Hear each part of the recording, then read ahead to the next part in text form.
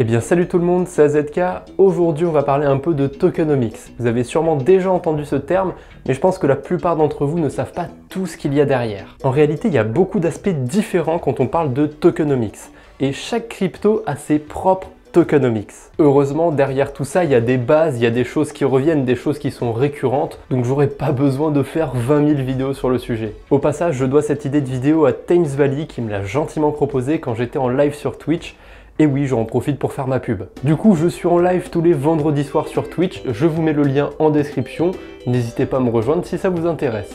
Bref, revenons aux tokenomics et commençons par les bases. Dans les tokenomics, il y a un point obligatoire qui revient derrière toutes les crypto-monnaies, c'est évidemment le prix de ces dernières. Ça paraît un peu évident dit comme ça, mais le prix c'est bien une donnée factuelle autour d'une crypto. Le problème c'est que les débutants vont avoir tendance à se focaliser que sur ça et c'est une très grosse erreur. Le Bitcoin c'est quoi? C'est autour de 20 000 $? C'est hyper cher quand même. Ça vaudrait peut-être plus le coup d'investir par exemple dans le BNB qui vaut 100 fois moins cher. Ou même le Shiba Inu qui vaut même pas 1 centime. Vous vous rendez compte de l'aubaine? Si le Shiba vient à seulement 1 centime, ça ferait un x100 sur son prix. C'est pas incroyable ça? Alors désolé de détruire tous vos rêves, mais non, ce n'est pas incroyable. Il y a des milliers de milliards de Shiba en circulation, alors qu'il n'y a que 19 millions de Bitcoin. C'est ce qui nous amène au deuxième point des tokenomics, la circulating supply, ou l'offre en circulation en bon français. Petite parenthèse, je vais vous donner tous les termes en anglais et en français, parce que le monde de la crypto, ça reste un monde très anglophone et je pense que c'est vraiment un plus de connaître tous ces termes en anglais. Désolé pour les adorateurs de la langue de Molière, mais il faut se rendre à l'évidence, l'anglais est prédominant dans le monde des cryptos. Bref, la circulating supply, c'est sûrement l'aspect des tokenomics le plus intéressant parce qu'il va nous permettre de découler d'autres aspects encore des tokenomics et parce que comme le prix, c'est quelque chose qui est obligatoire derrière une crypto-monnaie. On ne peut pas avoir zéro en circulating supply, c'est pas possible d'avoir aucune crypto en circulation. S'il y avait 0 Bitcoin, je suis pas sûr qu'il vaudrait 20 000 $ par exemple. En revanche, le prix, c'est possible d'avoir une valeur de 0 parce qu'on peut très bien créer une crypto-monnaie sans lui donner de valeur, ou alors donner de la valeur à une crypto-monnaie et tout reprendre après, mais ça revient au même. Au final, on arrive à 0 $. Mais peu importe qu'une crypto ait une valeur ou pas, grâce à ces deux données, son prix et sa circulating supply, on peut calculer une troisième donnée qui est la market cap. En français, ça donnerait la capitalisation totale, donc la valeur totale de cette crypto en circulation. Prenons l'exemple du Bitcoin. Évidemment, je vais utiliser des données du passé parce que le prix, la circulating supply et la market cap, c'est forcément des données qui vont évoluer avec le temps et vous n'aurez pas les mêmes que moi actuellement. Mais c'est pas grave parce que la manière de calculer la market cap ne va pas évoluer après que ma vidéo soit sortie. Donc moi actuellement, j'ai un Bitcoin à 21 047 $ et 59 centimes. Et au total, j'ai 19 79 300 Bitcoins en circulation. En multipliant tout simplement le prix par la circulating supply, je me retrouve avec 401 573 millions de $ et des poussières, ce qui colle plutôt bien avec la market cap affichée par CoinGecko. Cette capitalisation totale est très intéressante parce qu'elle nous permet d'avoir des objectifs plus réalistes sur l'évolution du prix d'une crypto. En théorie, pour avoir un Bitcoin à 100 000 $, il faudrait que son prix et du coup sa market cap soient multipliés par 5. Donc que l'on passe de 400 milliards de dollars de market cap à 2000 milliards, alors j'arrondis un peu, mais ça donne un ordre d'idée. Et je sais pas si vous vous rendez compte, mais du coup il faut ajouter 1600 milliards de dollars pour que Bitcoin fasse un x5.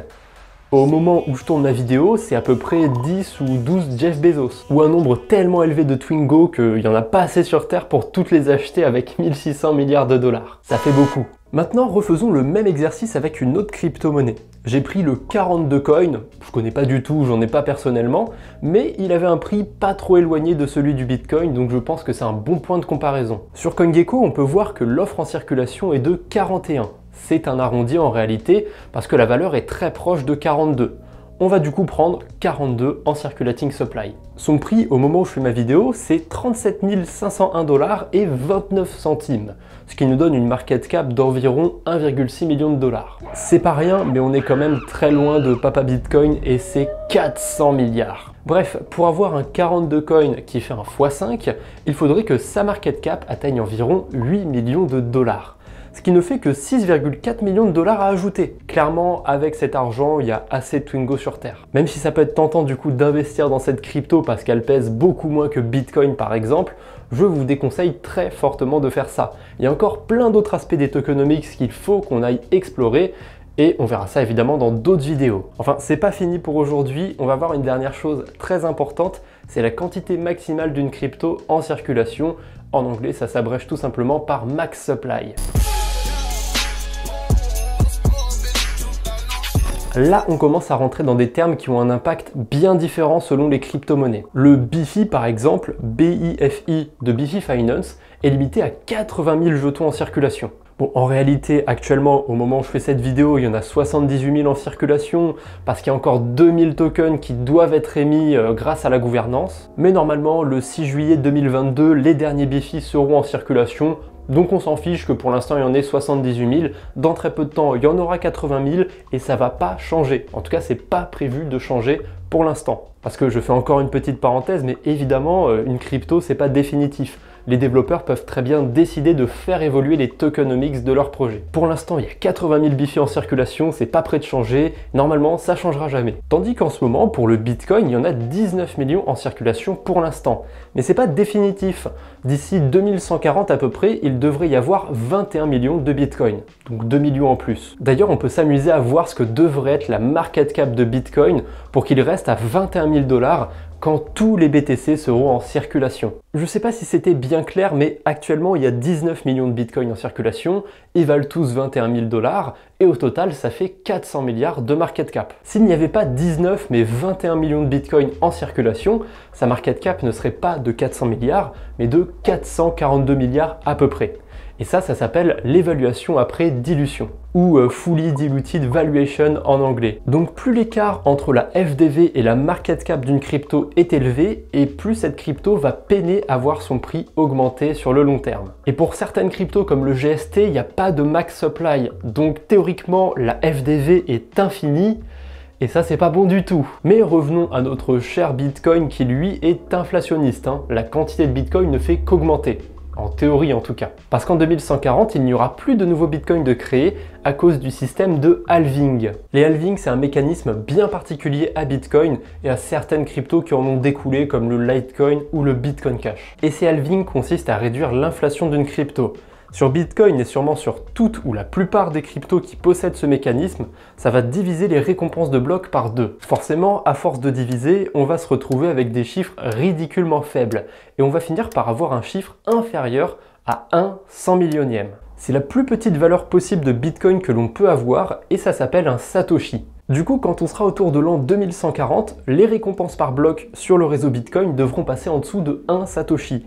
Et on peut rien faire en dessous de 1 Satoshi, un demi Satoshi ça n'existe pas, donc ce sera 0 récompense par bloc, il n'y aura plus de nouveaux Bitcoin. On va passer sur un dernier exemple, la crypto de PancakeSwap, le Cake, parce que c'est une crypto qui elle aussi est inflationniste. Mais elle ne l'est pas du tout de la même façon que Bitcoin, et avec le temps, elle pourrait même devenir déflationniste. Donc le nombre de cakes en circulation pourrait diminuer avec le temps, mais on est évidemment sûr de rien, donc on va se fier aux données qu'on a dans le présent. Actuellement, il y a 40 cakes qui sont émis par bloc. Cette crypto est sur la BNB Smart Chain et du coup, sur cette blockchain, un bloc, c'est 3 secondes de temps en moyenne. Donc à une cadence de 40 cakes toutes les 3 secondes, on va créer 1 152 000 cakes par jour. Mais en réalité, c'était au tout début qu'il y avait bien 40 cakes qui rentraient en circulation à chaque bloc. Depuis un bon moment, ils ont rajouté un système qui permet de réduire cette émission, qu'on crée moins de cakes, en tout cas qu'on en met moins en circulation, parce qu'en réalité, il y en a toujours 40 qui sont créés à chaque bloc. Le code de cette crypto, en fait, il peut pas être modifié sur cet aspect. On peut pas changer l'émission. On est obligé d'en créer 40 par bloc. PancakeSwap, eux, ils voulaient baisser la quantité de cakes qui a été créée. 40, c'était beaucoup trop au bout d'un moment. Donc, ils ont trouvé un petit subterfuge, ils ont triché un petit peu. Et du coup, sur les 40 cakes qui sont créés, ils en prennent 26,25 qu'ils mettent sur une adresse bien particulière, en attendant. Et chaque semaine, ils prennent tous les cakes qu'il y a sur cette adresse pour les envoyer sur une autre adresse qu'on appelle une adresse de burn, et c'est évidemment quelque chose à laquelle personne ne peut accéder. Envoyer des cakes sur cette adresse de burn, ça va donc les brûler, littéralement en français, les retirer de la circulation. Contrairement au Bitcoin, quand on réduit le nombre de cakes en circulation, c'est pas récurrent. Sur Bitcoin, on a le système des halvings, c'est à peu près tous les 4 ans.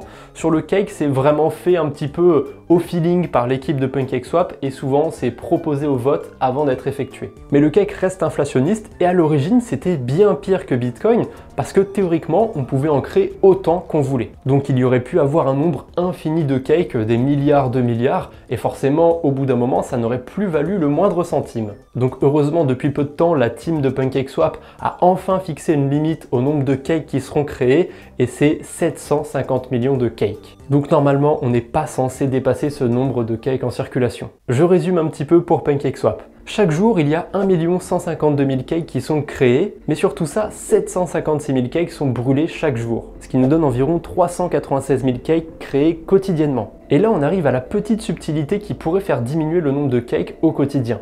Il y a des systèmes de burn sur PancakeSwap. Déjà, sur les 396 000 cakes créés, 46 000 sont alloués à la loterie et sont brûlés. Mais en plus de ça, tout ce que propose PancakeSwap permet de brûler encore plus de cakes. Vous pouvez échanger des cryptos contre d'autres cryptos avec seulement 0,25% de frais, et sur ces frais, une partie va servir à acheter et brûler du cake. Vous avez un jeu de prédiction sur le prix du BNB, et à chaque partie, 3% des mises sont converties en cake et brûlées aussi. Sur PancakeSwap, vous pouvez aussi acheter et vendre des NFT, et à chaque transaction, il y a des frais qui servent à brûler des cakes. Mais malgré toutes ces bonnes idées, ce n'est pas suffisant pour diminuer le nombre de cakes en circulation. Pour que le nombre de cakes en circulation diminue, il faut soit que les gens utilisent beaucoup plus le protocole, qu'il y ait beaucoup plus de cakes qui soient brûlés grâce à tous les mécanismes qu'on vient de voir, ou alors éventuellement qu'ils baissent encore plus l'émission de cakes, qu'il y en ait de moins en moins de nouveaux, ce qui pourrait aider en fait à rarifier le cake. Mais bon, maintenant vous savez tout ce qu'il y a à savoir à peu près autour des tokenomics du cake,